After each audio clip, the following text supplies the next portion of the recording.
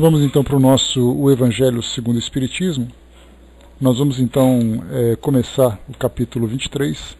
Na verdade, nós vamos recomeçar o capítulo 23, já que no nosso último estudo nós tivemos problemas técnicos aqui no Pautalk e não conseguimos terminar e acabamos tendo problema na nossa gravação. Então a gente vai fazer uma pequena recapitulação daquilo que foi estudado no início do nosso estudo anterior e a gente então já emenda, fazendo hoje dois estudos, né? Tanto do primeiro como do segundo item, já que são dois textos pequenos, né? Como nós comentamos anteriormente, então, a gente vai fazer agora o capítulo 23, Moral Estranha.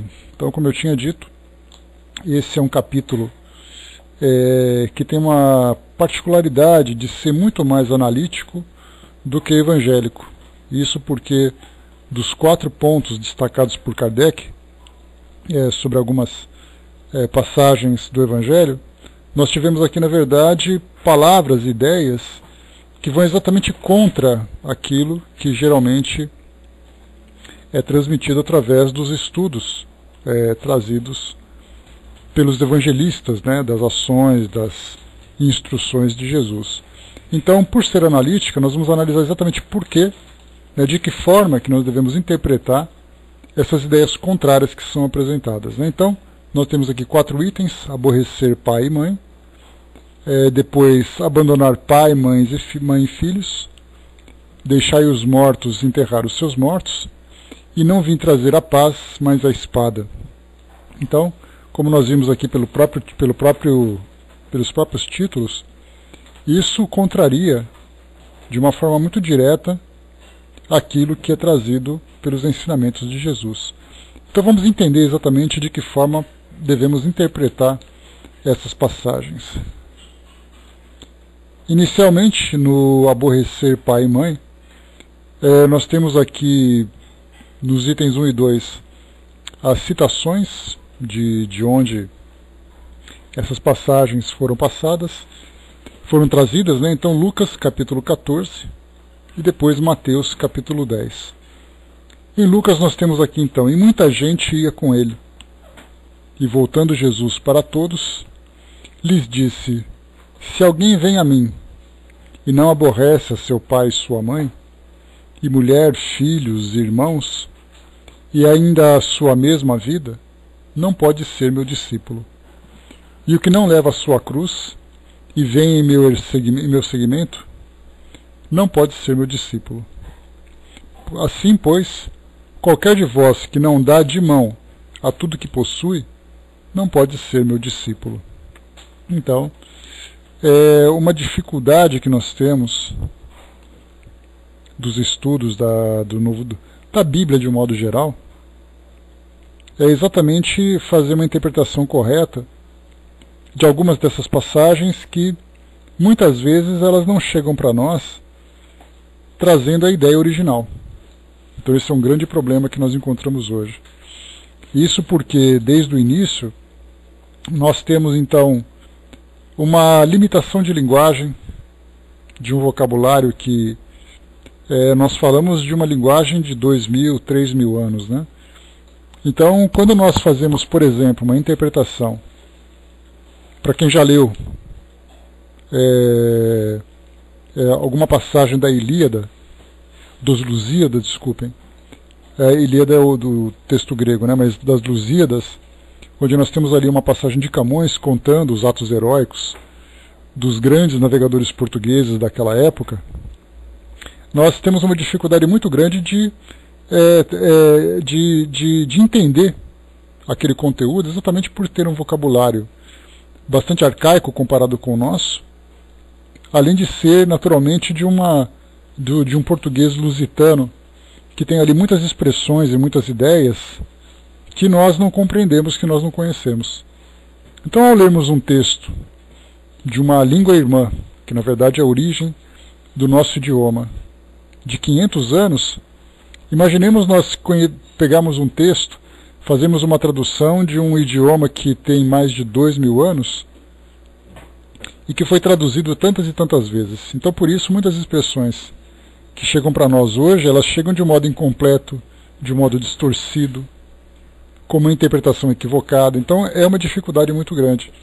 Por isso, então, nós percebemos que nos estudos evangélicos, e de um modo geral nos estudos bíblicos, são feitos estudos seletivos, ou seja, selecionam as passagens que interessam, e aquelas que não são interessantes, elas não são transmitidas, não são analisadas, a não ser para grupos de estudos que fazem aqueles estudos sistematizados, né, que obrigatoriamente tem que passar por essas ideias. Então fazem ali uma ideia, fazem um estudo, uma interpretação e depois seguem. Mas de um modo geral, por exemplo, numa pregação, num sermão, não se aborda esse tipo de tema, porque ele acaba causando muito mais confusão do que esclarecimento. Então mostra que se nós temos um texto que algumas vezes passam por esses nós, significa que nós teremos uma dificuldade de entender a ideia no seu sentido mais completo. É causa polêmica, né, André? E como nós conversamos anteriormente, não são apenas essas ideias que são contrárias à ideia geral, como por exemplo Jesus recomendando que nós aborrecêssemos pai e mãe para poder segui-lo. Isso claramente mostra para nós uma contrariedade daquilo que ele sempre pregou. Mas nós temos outras passagens também que são interpretadas de acordo com a escola. Conforme nós conversamos, nós temos ali, por exemplo, passagens que falam sobre reencarnação. Temos passagens que falam sobre a vida no mundo espiritual, que cada escola interpreta a partir das suas bases filosóficas. Comentamos que nos estudos, por exemplo, que falam sobre reencarnação, naquele diálogo de Jesus com Nicodemos, que era ali um doutor da lei, ou naquela passagem, né, que fala que não se pode ver o reino do céu se não nascer de novo. Então, quando nós vemos uma ideia como essa, temos o sentido literal e a interpretação do sentido filosófico. Então, se interpreta literalmente quando interessa e se interpreta filosoficamente quando interessa. Então, isso significa que, nessa passagem especificamente, nós espíritas, ou geralmente os espíritas, utilizam esses argumentos de Jesus para falar que Elias já veio, mas não foi reconhecido, como sendo João Batista e tudo mais. Nós nos apegamos a essa passagem, né, e dizemos assim, olha, aqui Jesus está falando de reencarnação. Mas se pegarmos esse mesmo texto e colocarmos para ser interpretado por evangélicos e católicos, eles darão um sentido completamente diferente. Falarão filosoficamente, falarão de uma forma alegórica, mas não aceitarão essa interpretação ao pé da letra. Por outro lado, nós espíritas também.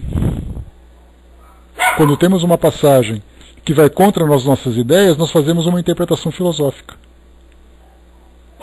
Já aqueles que interessam, no caso de católicos e evangélicos que utilizam essas passagens de Jesus, fazem uma interpretação literal. Então, quando se faz uma interpretação literal e quando se faz uma interpretação filosófica? Aí fica, então, aquela Bíblia à moda da casa, o Evangelho à moda da casa. Se nós não tivermos clareza nos textos, teremos uma dificuldade para entender o seu sentido verdadeiro. E aí, então, cada religião cria a sua própria interpretação e segue a sua filosofia, entrando em conflito umas com as outras, dificultando muito a compreensão. Então, aqui nesse caso, nós vimos aqui, literalmente, Jesus recomendando que nós contrariássemos nossos pais e nossas mães para segui-lo. Abríssemos mão daquilo que nós possuímos para ser seu discípulo. Isso é aceitável? Obviamente que não. Não pela lógica e não pelo próprio conteúdo daquilo que já foi trazido em outras passagens. Então vamos compreender agora de que modo que Kardec avaliou e quais são as ideias ou as orientações que ele apresenta para nós. Como eu comentei com vocês, bom dia pessoal que chegou. Bom dia, João. Como eu comentei com vocês, nós temos aqui um precedente muito interessante desses ensinamentos de Jesus, que a partir de Kardec, né, que se ele traz para nós essa dúvida com relação a essa interpretação, nós podemos utilizá-la em várias outras passagens, também colocando as outras em dúvida. Exatamente porque nós não temos como afirmar categoricamente que aquilo que foi apresentado é o texto original verdadeiro. Vamos ver aqui então o que ele coloca para nós. Bom, aqui no livro de Mateus, só para a gente complementar, Mateus capítulo 10, ele traz então: o que ama o pai ou a mãe mais do que a mim, não é digno de mim. O que ama o filho ou a filha mais do que a mim, não é digno de mim. A mesma coisa também. Jesus recomendando que aquele que amasse seus pais muito mais do que a ele próprio, não seria digno dele. Então nós pensamos assim: bom, se eu tenho que deixar de lado meu pai ou minha mãe, pelo sentimento que nutro por eles, para seguir Jesus, então eu prefiro não segui-lo. Fico com a minha família e não o sigo. Até porque quando se fala em segui-lo, nós falamos também do próprio segmento da filosofia que utiliza os seus ensinamentos como base. Uma religião pode dizer assim: você tem que seguir a nossa religião com mais importância do que você segue a sua família, porque Jesus assim disse. Então eu prefiro não seguir aquela religião. E aí então deixamos de lado uma filosofia que poderia nos ajudar na nossa compreensão sobre a realidade espiritual, trazer para nós uma base moral que nos daria muito equilíbrio. Eu deixaria de seguir essa escola exatamente porque esse ensinamento traz essa contrariedade. Mas então, o que tem de errado nela? Vamos ver aqui o que Kardec apresenta para nós. Certas palavras, aliás muito raras, contrastam de maneira tão estranha com a linguagem do Cristo, que instintivamente repelimos o seu sentido literal. E a sublimidade da sua doutrina nada sofre com isso. Escritas depois de sua morte, desde que nenhum evangelho foi escrito durante a sua vida, podemos supor que, nesses casos, o fundo do seu pensamento não foi bem traduzido.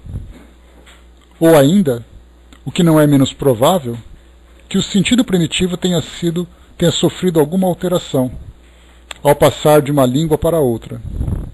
Basta que um erro tenha sido cometido uma vez para que os copistas o reproduzissem, como se vê com frequência nos fatos históricos. Então vemos nesse primeiro parágrafo aqui um precedente importante de levar em consideração os erros que foram praticados desde o início, quando da tradução, da elaboração desses livros, trazendo para nós então uma mensagem que não condiz com a realidade. Aqui ele fala agora sobre a interpretação das palavras propriamente ditas. A palavra odiar, nessa frase de Lucas, se alguém vem a mim e não odeia a seu pai e sua mãe, está nesse caso no que de uma interpretação equivocada, numa ideia que no passado significava uma coisa que hoje significa outra, num erro de tradução. Porque vemos claramente que isso não condiz com a realidade de Jesus. Ninguém teria a ideia de atribuí-la a Jesus. Seria, pois, inútil discuti-la ou tentar justificá-la. Primeiro seria necessário saber se ele a pronunciou, o que é impossível para nós, né? Jesus disse isso de fato? Ah, mas está escrito. Não perguntei se está escrito, eu perguntei se de fato ele disse isso. Se ele disse, ela foi devidamente interpretada? Quem escreveu isso, escreveu de uma forma correta? E ele diz assim então: primeiro, seria necessário saber se ele a pronunciou. E em caso afirmativo, se na língua em que ele se exprimia, essa palavra tinha o mesmo sentido que na nossa. Nessa passagem de João, aquele que odeia a sua vida neste mundo, a conserva para a vida eterna. É evidente que ela não exprime a ideia que lhe atribuímos. Isso porque, pelos próprios estudos que a doutrina passa para nós, não adianta você odiar a sua vida aqui no mundo físico, almejando uma vida feliz no mundo espiritual, já que uma é absolutamente dependente da outra. Porque quando nós falamos em vida, nós não temos essa vida e a vida futura e a vida passada. A nossa vida é uma só. Ela apenas vai variar no tempo. E como os tempos estão interligados, a nossa vida hoje é resultado do passado, e a nossa vivência no presente vai determinar o futuro. Então, se eu odiar e desprezar a minha vida presente, não espero então que no futuro eu tenha uma vida feliz, já que eu não cumpri com os compromissos de provas, expiações e missões que foram assumidos na atualidade. Então, imaginar que eu devo odiar essa vida para esperar uma vida futura, completamente equivocada no sentido, né, dos estudos que nós fazemos e da própria mensagem do Cristo. A língua hebraica não era rica, diz aqui o texto para nós, e muitas das suas palavras tinham diversos significados. Eu trouxe para vocês um exemplo de pegarmos, por exemplo, a linguagem do Tupi-Guarani, que é uma língua nativa aqui do Brasil, que desde o passado era falado aqui pelos indígenas que aqui viviam. Se pegarmos um daqueles habitantes aqui do Brasil daquela época, século XVII, século XVI, e levarmos, por exemplo, aquele poema de Camões, para que eles pudessem fazer uma tradução para a sua língua, trazendo o sentido real daquele poema. Será que seria possível? Será que todos que lessem aquela mensagem falando aquele idioma entenderiam da mesma forma? Porque era um vocabulário muito limitado àquela realidade. Se falava sobre a natureza, se falava sobre o alimento, se falava sobre a fé. Os índios nem conheciam as caravelas quando elas chegaram. Não se conhecia armas, não se conhecia riquezas que eles apresentavam, aquela riqueza material, de espelhos, de ouro e prata. Eles só utilizavam como sendo um adorno bonito, mas não entendiam a riqueza que os europeus davam para esses metais. E aí então, com o passar do tempo, eles foram aprimorando o seu vocabulário, não apenas trazendo palavras novas, mas também ideias novas para essas palavras. O hebraico não era diferente. Então também trazia ideias que eram limitadas àquela realidade. E Jesus então trouxe um sentido filosófico mais profundo, e eles tiveram a necessidade de fazer uma adaptação do vocabulário que eles possuíam para essas ideias mais completas e mais filosóficas. E continua dizendo para nós, é o que acontece, por exemplo, com aquela que no Gênesis designa as fases da criação e servia ao mesmo tempo para exprimir um período de tempo qualquer e o período diurno. Disso resultou, mais tarde, a sua tradução pela palavra dia e a crença de que o mundo fora feito em 6 dias. O mesmo acontece com a palavra que designa um camelo e um cabo, porque os cabos eram feitos de pelos de camelo, e que foi traduzida por camelo na alegoria da agulha. Vocês se lembram, né? É muito mais fácil um camelo passar por uma agulha do que um rico entrar no reino dos céus. E até mesmo essa ideia do camelo, Kardec, por exemplo, ele traz a interpretação dizendo que como os cabos eram feitos com pelo de camelo, é desse tipo de cabo que se está falando. Mas nós temos outras interpretações que falam que camelo, que a agulha nesse caso, era um portal de uma vila em que um camelo não conseguiria passar por esse portal que é muito grande. Então nós estamos falando de uma agulha ou estamos falando de um portal? O que Kardec apresentou aqui é uma interpretação diferente do que se faz. E aí vemos então toda a complexidade que é de fazermos uma interpretação correta desses textos.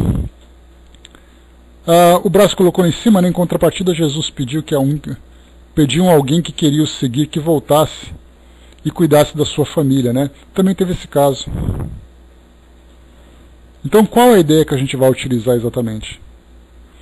A Shanri colocou na Revista Espírita, novembro de 62, Dissertações Espíritas, fala da origem das palavras, muito bom, né? Ainda assim, Shanri, essa colocação que Kardec põe, se nós pegarmos, por exemplo, um estudo do professor Severino Celestino, ou pegarmos aqui, por exemplo, que a tradução do livro de Haroldo Dutra Dias, que são dois estudiosos espíritas que fizeram uma tradução dos evangelhos e também da própria Bíblia, nós veremos ali que eles trazem uma tradução para algumas palavras, como no caso, por exemplo, de ressurreição e reencarnação.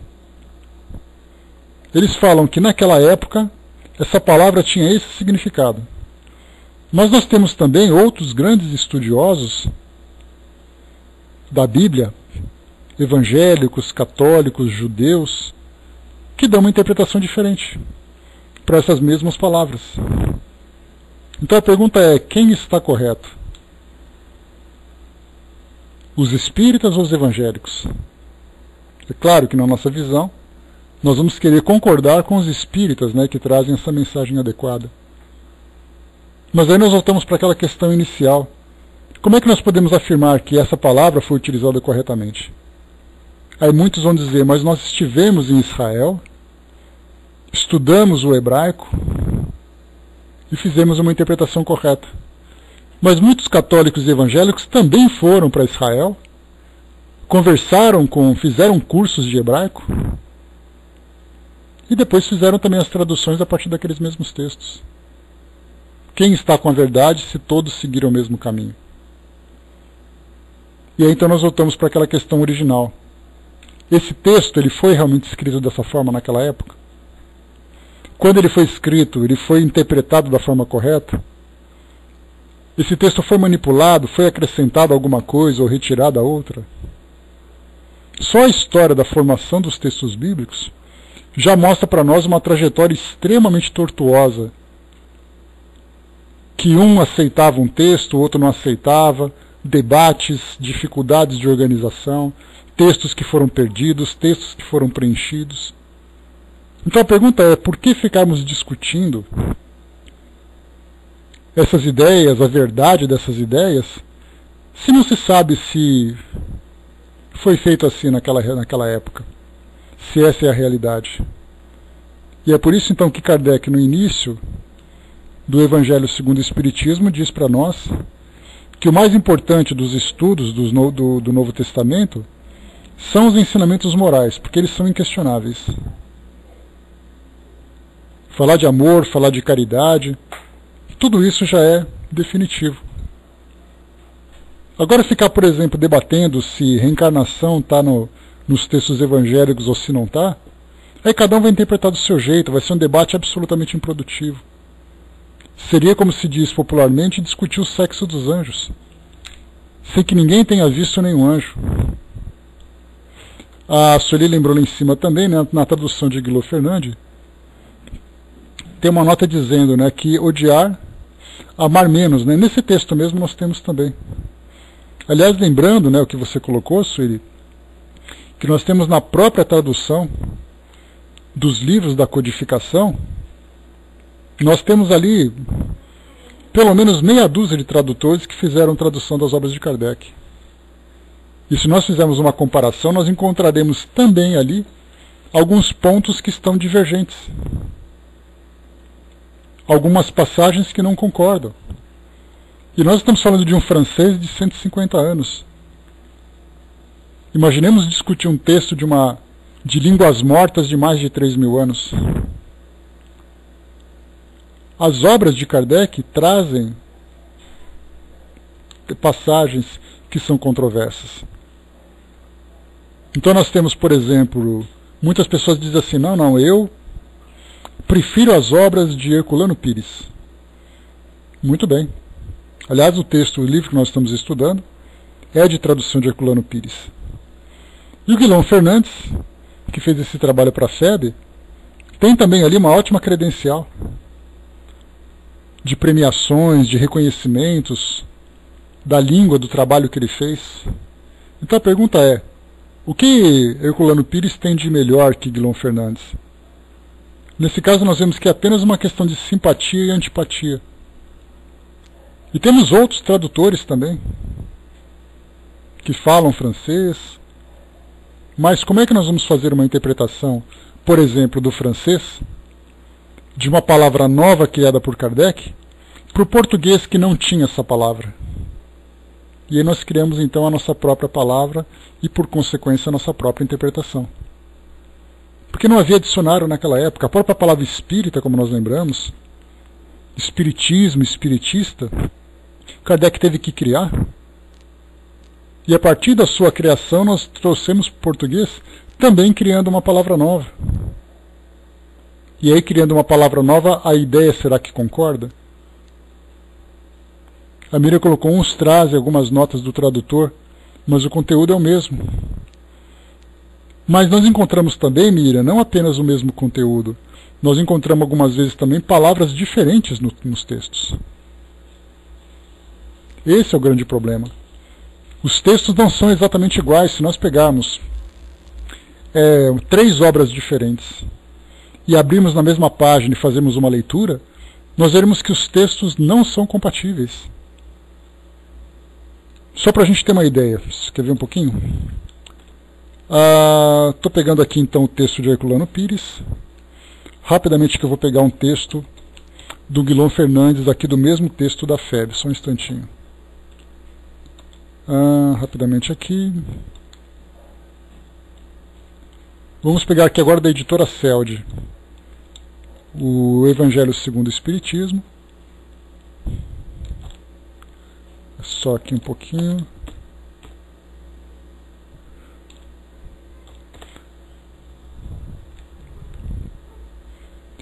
Calmar um pouquinho só.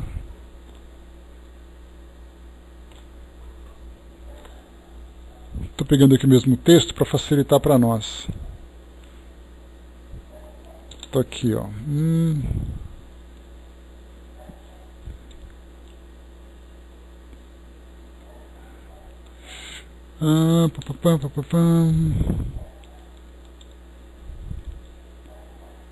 Deixa eu ver aqui, só um instantinho que eu estou procurando aqui a passagem. Pronto, achei aqui a passagem do texto.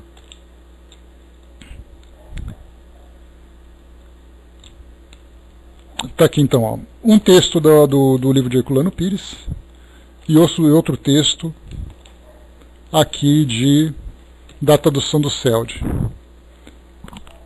Certas palavras, aliás muito raras, contrastam de maneira tão estranha com a linguagem do Cristo, que instintivamente repelimos o seu sentido literal, e a sublimidade de sua doutrina nada sofre com isso. Vamos para a editora Celde. Certas palavras, muito raras aliás, fazem um contraste tão estranho com a linguagem do Cristo. Então um fala assim, contrastam de maneira tão estranha com a linguagem do Cristo. O outro diz, fazem um contraste tão estranho com a linguagem do Cristo. Então pode parecer uma coisa simples, que nesse caso para nós é apenas uma mudança na construção da mesma oração, mas para mudar uma palavra e mudar o seu sentido é de uma hora para outra. Aqui ele continua. Escritas depois de sua morte, desde que nenhum evangelho foi escrito durante a sua vida. Então olha só, escritas depois de sua morte, desde que nenhum evangelho foi escrito durante a sua vida. No Celde diz assim, palavras escritas após a sua morte, porquanto nenhum evangelho foi escrito enquanto ele estava vivo. Então um diz, escritas depois de sua morte, desde que nenhum evangelho foi escrito durante a sua vida, e o outro diz, enquanto ele estava vivo. estamos falando do mesmo texto. E aqui nós poderemos encontrar várias e várias outras passagens que mostram para nós situações semelhantes. Só que enquanto você acrescenta uma palavra, ou tira uma palavra, para que a gente traga aqui tenha a mesma interpretação, podemos muitas vezes acrescentar uma palavra que muda o seu sentido.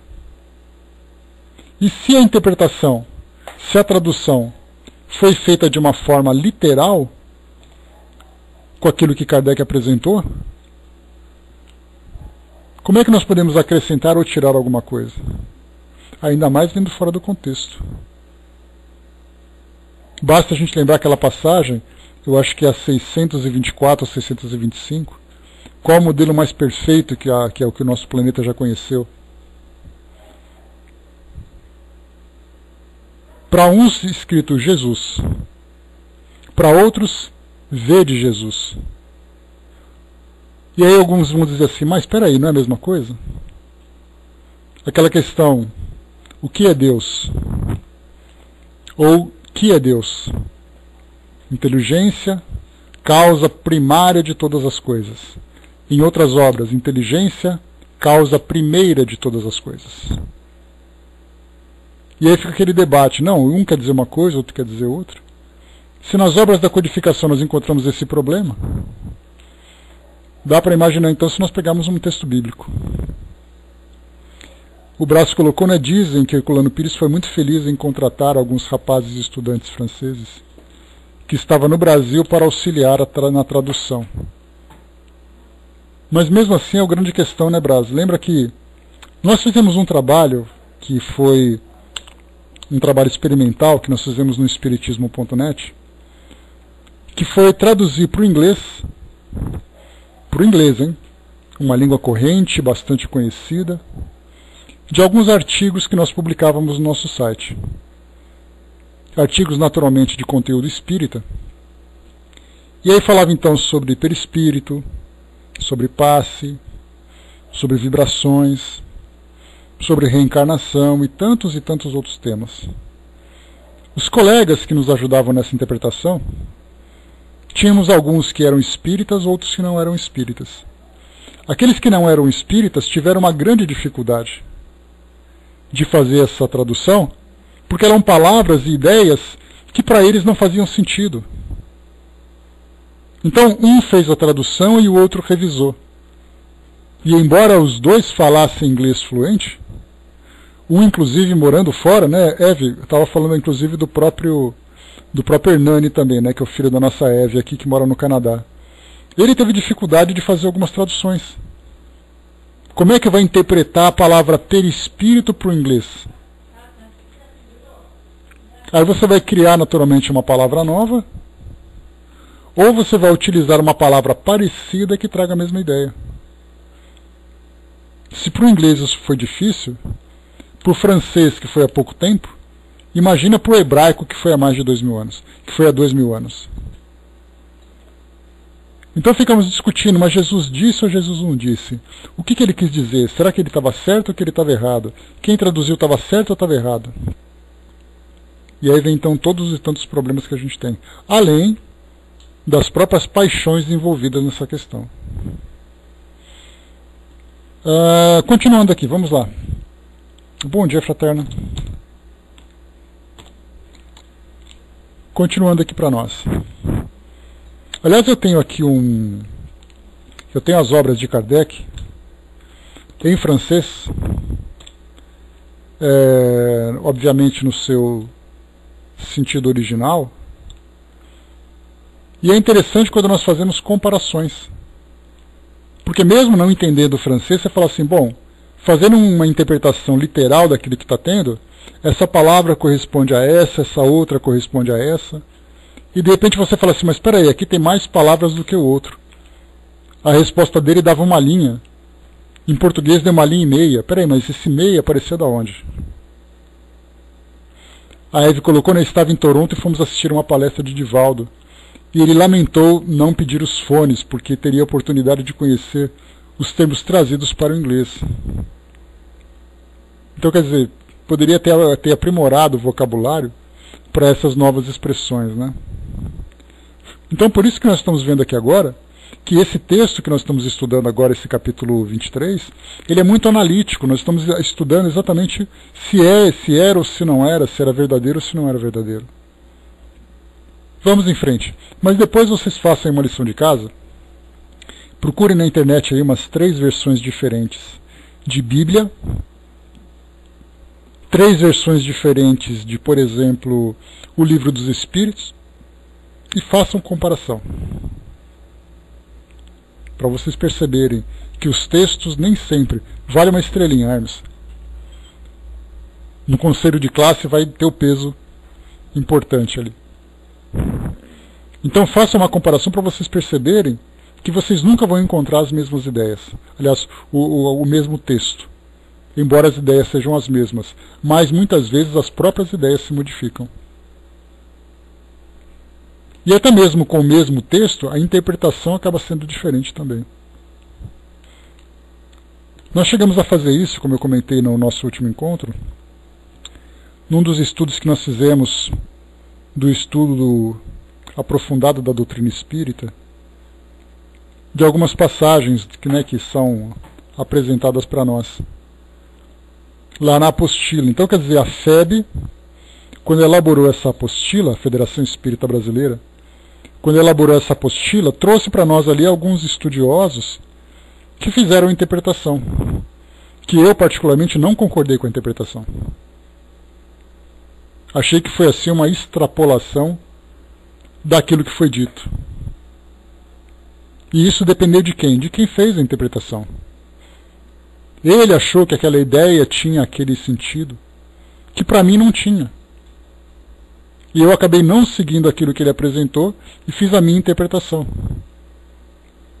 E não é aquela ideia, mas quem está certo, você ou o livro? Nenhum dos dois, é o ponto de vista que nós temos hoje, no presente. Então esse exercício que nós fizemos lá, quando eu falei para vocês, eu trouxe um texto, uma interpretação evangélica daquela passagem, exatamente aquela de Nicodemos, que falava sobre reencarnação, Elias e tudo mais. Trouxe um texto, um artigo evangélico que falava sobre aquilo, um artigo católico que falava sobre aquilo, a apostila espírita que falava sobre aquilo e a minha interpretação. Nós tivemos 4 interpretações diferentes. E eu acabei não concordando nem com o que estava na apostila. São Jerônimo, ele foi canonizado exatamente pelo trabalho que ele fez de elaboração dos textos bíblicos, a organização do texto e tudo mais.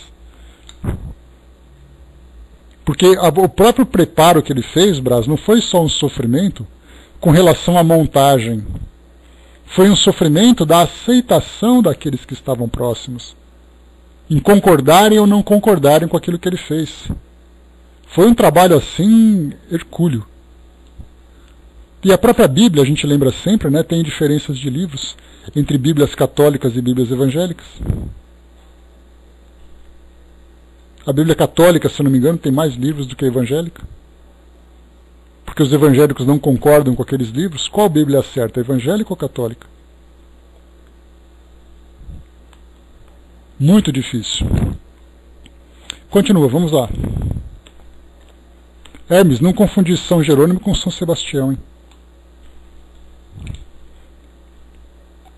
A Angelina lembrou, da EME, que é uma editora, a FEB, e temos muitas outras ainda, viu, Angelina? Façam esse trabalho, se deem a esse prazer de fazer essa comparação.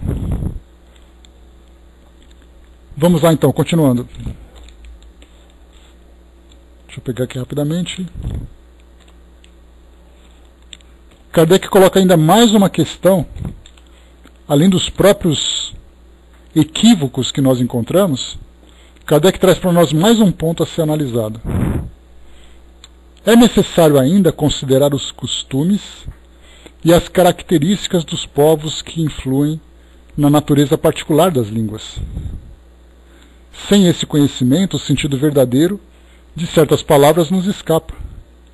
De uma língua para outra, a mesma palavra tem um sentido mais energético ou menos energético. pode ser numa língua uma injúria ou uma blasfêmia, e nada significar nesse sentido em outra, conforme a ideia que exprima.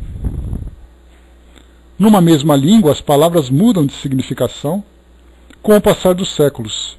Então, quer dizer, de uma língua para outra, temos sentidos diferentes. Trouxe para vocês aquela ideia, o próprio português, que em Portugal nós temos ali algumas variações de interpretação para as mesmas ideias. Por exemplo, só para a gente ter uma ideia no peso, como o Kardec colocou, alguma mais ofensiva, outra menos ofensiva. Eu me recordo conversando com a nossa amiga Ana, lá de Portugal, sobre essa questão de você chamar alguém de você. Se você chama alguém de você, denota que você tem intimidade com ela. Se em Portugal você chama alguém de você e não conhece, essa pessoa se sente ofendida, simplesmente chamando de você, o que para o português não tem significação nenhuma. Lá você tem que chamar formalmente, Sil, você usa tu. Tu vais em tal lugar, é um tratamento formal para alguém que você não conhece.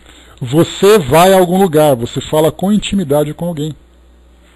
Então a palavra você provoca uma certa animosidade no tratamento que uma pessoa que você está começando a criar um laço de amizade, ou que poderia criar esse laço de amizade. Se o você faz isso, imagina a reencarnação. O problema que isso causa nessas interpretações. E esse é só um exemplo, temos outros e tantos outros também. Então se você for para Portugal, usa o tu. Só fala com você. Que eu me recordo que ela até chegou um dia e falou assim, você se importa se eu te chamar de você? E eu falei, por que me importaria? E aí então a gente foi conversando e entendi qual era o sentido da coisa. Pois é, né, tu vai, tu foi, e assim vai, né? Carioca então nem me fala. Vamos em frente. E aqui depois ele lembrou que muitas vezes numa mesma língua, com o passar do tempo, as próprias palavras mudam de sentido. Foi questionado então, Charri? Pois é.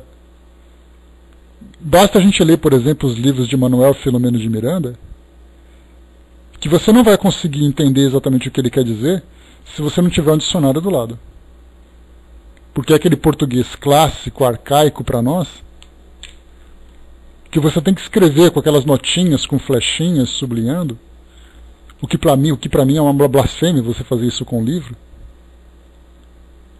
Mas você tem que anotar com o dicionário do lado o significado de algumas palavras. Olha lá o Brás lembrando uma passagem, né, Brás? Um rapaz no Brasil perdeu a namorada porque presenteou a namorada com um vinho português. Quando ele abriu, o vinho era rapariga da quinta. Olha só. Que problema que deu. Vamos em frente, vamos lá.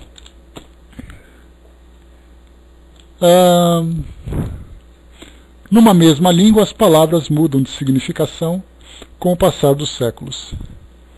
É por isso que uma tradução rigorosamente literal nem sempre exprime perfeitamente o pensamento e, para ser exata, faz-se por vezes necessário empregar não os termos correspondentes, mas outras equivalentes e circunlóquios explicativos. Então nós fazemos ali uma adaptação daquele texto. Vocês se lembram que certa vez eu comentei que eu recebi um e-mail de uma propaganda de um rapaz que estava fazendo uma atualização do Livro dos Espíritos. Então ele ia lançar o Livro dos Espíritos com palavras da atualidade. E algumas das citações, por exemplo, que ele lembrava, que logo no começo do livro, nós temos ali não é um capítulo, mas é uma seção, chamada Prolegômenos. Quem sabe o que significa Prolegômenos? Veio antes da introdução, ou melhor, depois da introdução. Prolegômenos. A gente fala porque está habituado, é quase que um adestramento, né? Vai lá no Prolegômenos e olha. Você sabe que o prolegômenos está lá no começo, mas o que é esse prolegômenos? Então ele queria mudar essa palavra, dando para ela uma interpretação correta. Vai no dicionário, pega lá o prolegômenos e coloca o sentido que dá para entender. Kardec diz assim muitas vezes, né, que o espírito sente o gozo da felicidade quando alcança as esferas superiores. Essa expressão gozo para nós tem um sentido com uma tonalidade sexual que nós não utilizamos mais, mas os livros estão permeados dessas ideias. Então ele querendo mudar várias dessas palavras para poder trazer para nós um entendimento adequado com a nossa realidade. Mas aí vem o grande perigo, porque a intenção ela é muito positiva. Mas o resultado certamente poderia ser desastroso. Porque nós faríamos uma mudança, uma adaptação, que traria para nós algo muito problemático. Porque mudaria o sentido real dela. Continuando, vamos lá. Hermes lembrando ali, né, o que é prolegômenos, né, longa introdução no começo de uma obra. Conjunto de noções preliminares de uma ciência. E mais o detalhe, Hermes, é que nós temos a introdução do Livro dos Espíritos. Temos a introdução e temos o prolegômenos. E agora? Vamos lá então. Até uma estrutura literária pode se transformar com o passar do tempo. Essas explicações aplicam-se especialmente à interpretação das Santas Escrituras e em particular dos evangélicos. Só um parêntese que a gente coloca aqui agora, que é importante lembrar, que Kardec chama os textos do Evangelho de Santas Escrituras. Então a gente vê que muitos espíritas muitas vezes falam Bíblia Sagrada. Essa palavra sagrada para muitos espíritas é quase que uma ofensa. E Kardec chama os textos dos evangélicos de Santas Escrituras, classificando exatamente o valor delas no sentido religioso, espiritual. Então essas observações aplicam-se especialmente à interpretação das Santas Escrituras, e em particular aos Evangelhos.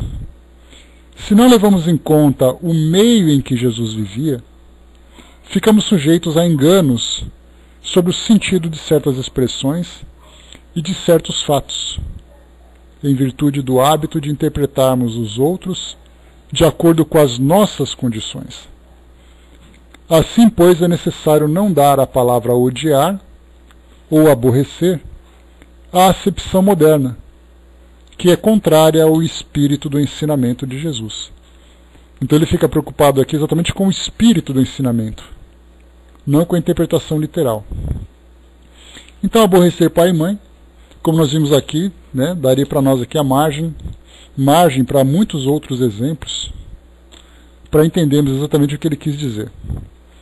Vamos aqui agora para o outro item, a partir do item número 4. Abandonar pai, mãe e filhos. Aqui no livro de Mateus, continuando aquilo que já lemos anteriormente. E todo o que deixar por amor ao meu nome a casa, ou os irmãos e as irmãs, ou o pai ou a mãe, ou a mulher ou os filhos, ou as fazendas, receberá 100 por 1 e possuirá a vida eterna. Então, abandonando toda a sua família, abandonando tudo, e seguindo Jesus, você vai conseguir alcançar então a vida eterna. Depois no livro de Lucas. Então disse Pedro: Eis aqui estamos nós, que deixamos tudo e te seguimos. Jesus lhes respondeu: Em verdade vos digo que ninguém há que, uma vez que deixou o reino de Deus, a casa, ou os pais, ou os irmãos, ou a mulher, ou os filhos, logo nesse mundo não receba muito mais, e no século futuro a vida eterna. Ainda em Lucas, no capítulo 9. E disse-lhe outro: Eu, Senhor, seguir-te-ei, mas dá-me licença que eu vá primeiro dispor dos bens que tenho em minha casa? Respondeu-lhe Jesus: nenhum que mete a sua mão ao arado e olha para trás é apto para o reino de Deus. Ou seja, antes ele falou assim: deixa eu primeiro, antes de te seguir, deixa eu ir lá resolver as minhas coisas, daqui a pouco eu volto. E aí Jesus disse: se você voltar para resolver alguma coisa e não me seguir agora, você não é digno do reino dos céus. Então, ou seja, larga tudo irresponsavelmente, deixa desamparado a sua família e me segue. Tem sentido essa ideia? Kardec já começa dizendo assim: sem discutir as palavras, devemos procurar compreender o pensamento, que era evidentemente esse: os interesses da vida futura estão acima de todos os interesses e todas as considerações de ordem humana, porque isso concorda com a essência da doutrina de Jesus, enquanto a ideia do abandono da família seria a sua negação. Não temos, aliás, sob os olhos, a aplicação dessas máximas no sacrifício dos interesses e das afeições da família pela pátria? Condena-se um filho que deixa o pai, a mãe, os irmãos, a mulher e os próprios filhos para marchar em defesa do seu país? Não lhe reconhecemos, pelo contrário, o mérito de deixar as doçuras do lar e o calor das amizades para cumprir um dever? Há, pois, deveres que se sobrepõem a outros. A lei não sanciona a obrigação para a filha de deixar os pais e seguir seu esposo. O mundo está cheio de casos em que as mais penosas separações são necessárias. Mas nem por isso as afeições se rompem. O afastamento não diminuiu o respeito ou a solicitude que se devem aos pais, nem a ternura para com os filhos. Vê-se assim que, mesmo tomado ao pé da letra, salvo a palavra odiar, essas expressões não seriam a negação do mandamento que prescreve honrar ao pai ou à mãe, nem o sentimento de ternura paterna. Com mais forte razão, se as analisarmos quanto ao seu espírito. A finalidade dessas expressões é mostrar por uma figura, uma hipérbole, quanto é imperioso o dever de cuidar da vida futura. Deviam, por isso mesmo, ser menos chocantes para um povo em uma época em que, por força das circunstâncias, os laços de família eram menos fortes do que numa civilização moralmente mais avançada. Esses laços mais fracos entre os povos primitivos fortificam-se com o desenvolvimento da sensibilidade e do senso moral. Aliás, a separação em si mesma é necessária ao progresso, e isso tanto no tocante às famílias quanto às raças. Umas e outras se abastardam, se não houver cruzamentos, se não se misturarem entre si.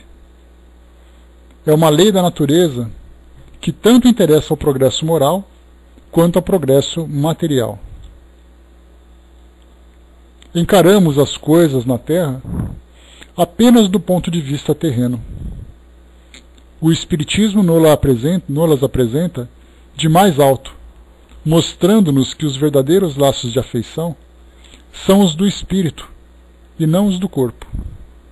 Que esses laços não se rompem nem pela separação, nem mesmo pela morte do corpo, e que eles se fortificam na vida espiritual pela depuração do espírito. Consoladora verdade que nos dá uma grande força para suportar as vicissitudes da vida. Então esse texto também é curto, e como eu falei para vocês, por ser muito analítico, ele acaba sendo muito simples de ser interpretado. Comentamos aqui, também no estudo anterior, a importância de não concentrarmos a nossa atenção numa única passagem, para fazer com que aquela passagem seja uma verdade absoluta. Um dos pontos mais importantes da doutrina espírita, que, como eu falei para vocês, esse é um grande legado que Kardec nos deixa é exatamente a nossa capacidade de analisar, de comparar, de retirar aquele sentimento de paixão e utilizar a nossa lógica e o nosso bom senso. O controle universal que ele trouxe para nós não é algo apenas que diz respeito a textos psicografados. Diz respeito também à própria comparação de ideias. Então, quando nós estudamos, por exemplo, algumas passagens do Evangelho, como aquela que fala de reencarnação, se por acaso nós ficarmos preocupados se a Bíblia afirma ou não a reencarnação, nós entraremos numa grande confusão. Porque a reencarnação, a ideia da reencarnação, não é uma ideia que depende de uma afirmação bíblica. Ela é um fato observado em muitas culturas, em muitos tempos. A nossa própria ciência hoje procura estudá-la. Então nós temos um conjunto de ideias muito maior do que a preocupação com apenas uma citação num determinado texto. Bom trabalho, Eve. Beijos. A mesma coisa acontece, por exemplo, numa questão que é bastante polêmica dentro do meio espírita, é falarmos sobre a vida no mundo espiritual. Como vivem os espíritos, não nas questões morais, mas nas questões práticas. Muita gente vai dizer assim, mas Kardec não disse isso. Mas se nós não observarmos os fatos, com essa quantidade enorme de informações que chegam para nós sobre o mundo espiritual, não aceitar essas ideias, mas observar o fato delas serem insistentemente apresentadas, e negarmos tudo isso apenas focando naquilo que Kardec disse ou deixou de dizer, porque o grande patrimônio que ele nos deixou, como eu disse para vocês, não foi o conteúdo apenas. Muito mais do que isso, foi o método com que ele chegou nesse conteúdo. Porque se por acaso todo o conteúdo do Livro dos Espíritos se perdesse, mas nós tivéssemos aprendido como chegar até ele, nós poderíamos construir novos livros dos Espíritos utilizando o mesmo método de pesquisa e investigação. Se lá no Livro dos Espíritos não estivesse escrito que é Deus, inteligência primeira, inteligência suprema, causa primeira de todas as coisas, eu poderia pegar essa mesma pergunta e submeter hoje a vários espíritos e fazer uma comparação. Eu poderia fazer isso. E provavelmente chegaria numa resposta muito semelhante. Porque quando ele pegou, por exemplo, as perguntas que ele submeteu aos grupos espíritas, né, com que ele contou para poder elaborar o Livro dos Espíritos, eles não responderam exatamente a mesma coisa. Não eram todos que colocaram assim, o que é Deus? Inteligência suprema, inteligência suprema, inteligência... Não foram. Vários termos e ideias diferentes foram apresentadas, e o trabalho de Kardec foi juntar todas elas e encontrar as melhores expressões para poder apresentar esse conjunto unificado. Então ele teve um trabalho enorme de nós pegarmos assim várias perguntas. Imaginemos, por exemplo, 10 psicografias falando sobre Deus, sobre reencarnação, e ele teve que ler as 10, e das 10 ele teve que condensar numa única resposta. Então, se ele não tivesse elaborado tudo aquilo, e eu pudesse criar novamente perguntas, eu poderia fazer utilizando o mesmo método, tendo a mesma qualidade, seguindo naturalmente o mesmo rigor. Então eu não posso desprezar esses fatos que estão à minha frente, espírito falando sobre as suas moradas, livros falando sobre essas comunidades, e não são poucos, são muitos. E se eu desprezar tudo isso, apenas porque Kardec não disse nada no Livro dos Espíritos, eu estou incorrendo no mesmo erro de desprezar todo esse conteúdo que nós temos hoje das bases filosóficas do Espiritismo, pelo fato de não ter uma citação na Bíblia. Então eu tenho que buscar, na verdade, o espírito dessas ideias. Esse é o papel que um bom estudante da doutrina espírita faz. Que, aliás, um bom estudante de qualquer filosofia. Do contrário, nós vamos desprezar, lamentavelmente, esse nosso grande potencial intelectual. A Angelina colocou lá em cima todo aquele que tiver deixado casa, ou irmãos, ou irmãs, ou pai, ou mãe, ou mulher, ou filhos, ou terras, por causa de meu nome, receberá o cêntuplo e ele dará a vida eterna. Né? Nesse caso, tradução de Mateus R. Camargo, da M. Dá para a gente ver, né, que, ou seja, Angelina, nós temos nos livros, nos evangelhos espíritas, passagens diferentes da Bíblia. Então, quer dizer, as Bíblias já são diferentes. Os livros dos espíritas também são diferentes. Então a gente vai, em cada degrau que a gente vai galgando, encontrando uma mudança nessa interpretação. Ou nessa tradução. Mas a gente espera naturalmente que a interpretação seja a mesma. O Brás colocou outra ideia, né? Um exemplo, hoje eu não tenho dúvidas, que o Espírito Verdade é o próprio Jesus, se muitos espíritas não aceitam. Só cheguei a essa conclusão por causa do preâmbulo do Evangelho segundo o Espiritismo, em uma afirmação do espírito René de Chateaubriand. Não, para mim é muito mais fácil, viu, Brás?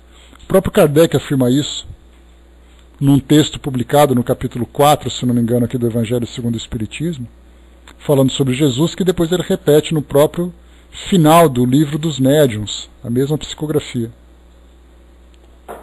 Mas sabe o que acontece, Andréa? André colocou que está saindo fumaça da cabeça dela. O interessante da gente perceber que toda essa confusão que nós encontramos é exatamente pelo fato da gente se prender aos textos e não se preocupar com as ideias. Se a gente tiver essa oportunidade de analisar as ideias, de fazer comparações, de fazer análises, nós não teremos problema com os textos. O grande problema é dizer, por exemplo, que quando se pega a Bíblia, dizer que aquilo é a palavra de Deus. Só que essa palavra de Deus foi tão modificada com o passar do tempo que nós continuamos encontrando pessoas que não apenas fazem interpretações literais desses textos, como vivem em função deles. O que significa isso? Que essa vivência faz com que as pessoas hoje no século XXI vivam com uma ideia de 3.000 anos. Os espíritas não são criticados dentro das instituições evangélicas e católicas porque Moisés falavam que tinham que apedrejar os necromantes. 3.000 anos, mais de 3.000 anos se passaram e continuam ainda presos nessa ideia, sem entenderem exatamente do porquê foi dito aquilo naquela época. Então no século XXI, com a cabeça no século, deixa eu ver, 3.000, no século 30 a.C. Olha só. Que problema nós temos. Século lá foi 1200. Século 12 a.C. Porque são 3.000 anos contando desde hoje, né? Angelina colocou o estudo que realizamos no centro. Usamos várias editoras e tradutores e comparamos, né? O problema, né, Angelina, é que a gente acaba perdendo muito tempo fazendo isso. Para saber qual é o certo, qual é o errado, se tudo ficasse claro para nós a respeito das ideias, tudo isso fluiria com muito mais fluidez. Eu tenho, Brás, algumas traduções aqui do Alcorão. Então, na verdade, nós temos que entender quando foi dito, esse que é o problema. Hoje, para nós, algumas ideias podem parecer chocantes. Mas por que isso foi dito no século 6 depois de Cristo? Século 7 depois de Cristo, para ser mais preciso. Foi ali por volta do ano de 620, 625 que Maomé trouxe esses ensinamentos. Então, quando a gente fica assim meio chocados, a gente lembra que nós estamos falando lá dos princípios da Idade Média, onde uma realidade era completamente diferente. Era uma cultura politeísta, era uma cultura agressiva, uma cultura de tribos, de nômades. Então, no século XXI hoje, esse é um problema que a gente encontra exatamente nesse radicalismo, é de continuar vivendo em função de um texto escrito para um contexto, para uma sociedade, para uma realidade, diferentemente da nossa. Literalmente, exatamente, o Tuti. As pessoas dormiam armadas porque não sabiam o que ia acontecer durante a noite. Iam invadir sua barraca, iam roubar suas propriedades, iam violentar suas mulheres, iam te assassinar, era isso que acontecia. Então tudo tem que ser analisado assim, isso foi dito naquela época.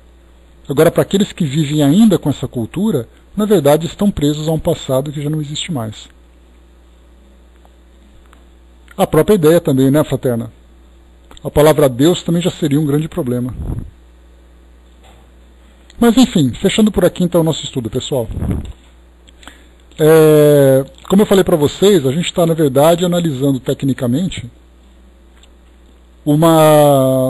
alguns textos só para aprimorar o nosso entendimento, a nossa compreensão. Mas isso aqui não tem sentido evangélico. Porque, na verdade, é uma preocupação de análise apenas. Nos nossos próximos textos, deixai os mortos enterrar os seus mortos, e não vim trazer a paz, mas a espada. Então, essa é exatamente os 2 capítulos que faltam. A gente vai passar muito rápido por aqui, porque a gente não está preocupado em ficar debatendo textos, debatendo o sentido das palavras, né? Isso aí depois você deixa para os estudiosos, que eles gostam disso, né? Angelina colocou, não demorará. Não, Angelina, não é um comentário sobre o grupo de vocês. Eu comento assim que, por causa dessas diferenças de tradução, a gente acaba perdendo muito tempo por causa dessas diferenças. Eu me recordo que há alguns anos, nós tínhamos aqui uma sala chamada Filosofia Espírita, que tinha durante a semana, numa sexta-feira, se eu não me engano, fazia um estudo chamado Estudo Comparativo do Livro dos Espíritos. E aí eles pegavam o Livro dos Espíritos, a primeira edição, com 501 perguntas, lá de 1857, e depois a segunda edição, de 1019 perguntas, de 1861, ou 62. E liam os textos e faziam comparações para conversar. Isso é muito interessante, sem dúvida nenhuma. Mas o problema é, a doutrina espírita, ela traz para nós um conteúdo filosófico para mudar a sua vida. Se a gente fica perdendo tempo debatendo traduções, interpretações, você está se transformando em quê exatamente? No que isso vai te trazer de benefício como pessoa? Vai aprimorar o seu intelecto, não tenha dúvida nenhuma disso.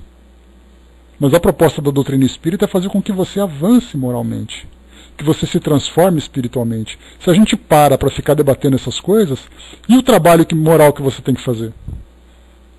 Qual é exatamente o benefício que isso vai te trazer? Então é gostoso, para quem gosta de estudar, é uma delícia a gente ficar debatendo sobre tudo isso. A gente conversa, a gente aprende, a gente faz e acontece, coisa e tal, mas o objetivo fundamental da doutrina espírita não é dar para nós esse prazer intelectual. É trabalhar exatamente os nossos valores. E é por isso que eu falo, se a gente para ficar comparando, o tempo que você lê uma coisa, lê outra, o sentido está ficando para trás. Mas faz parte da nossa realidade. Ainda bem que a gente tem a oportunidade de fazer isso. Porque do contrário a gente também se deixaria levar por ideias equivocadas. Então a gente tem que passar por isso. Mas o foco principal não deve ser esse. A gente tem que reservar um pequeno espaço para isso tudo, né? Mas vamos lá, pessoal, fechando por aqui então o nosso trabalho de hoje. Como a gente viu, né, muita análise, muito debate, e certamente esses temas também seria para outros grupos,